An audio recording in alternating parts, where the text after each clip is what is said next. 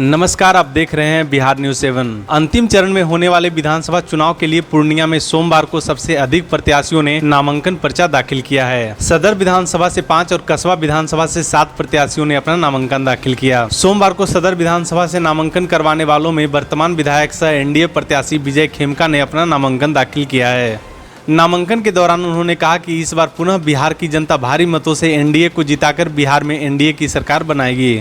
खेमका ने कहा कि हम विकास के मुद्दे पर चुनाव लड़ रहे हैं और पूर्णिया में काफी विकास भी हुआ है। घर घर सड़क, बिजली, पानी एनडीए की सरकार में पहुंची है। उन्होंने कहा कि पूर्णिया में जो भी विकास हुआ है उसका सारा लेखा जोखा मैंने जनता के सामने रखा है और जो भी बाकी काम है इसको पुनः एनडीए की सरकार में पूरा करेंगे।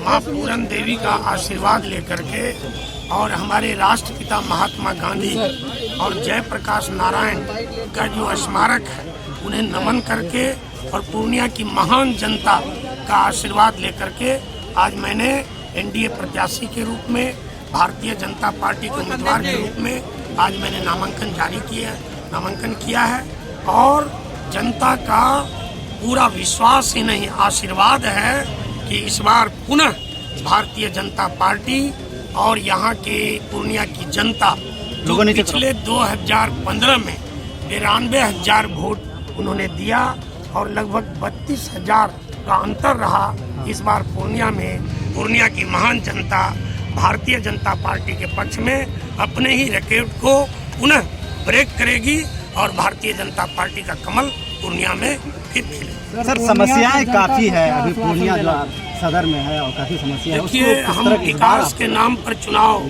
लड़ रहे हैं और विकास के नाम पर ही हम जनता के बीच में हैं। काफी विकास हुआ है, घर घर सड़क, बिजली, पानी एनडीए की सरकार में विकास बोलता है। पूर्णिया में भी चाहे स्वास्थ्य के क्षेत्र में, चाहे शिक्षा के क्षेत्र में, हमारे विभिन्न क्षेत्र में विकास आगे बढ़कर बोल रहा है और मैंने तो 5 साल का जो लेखा जोखा है जनता के सामने प्रस्तुत किया है।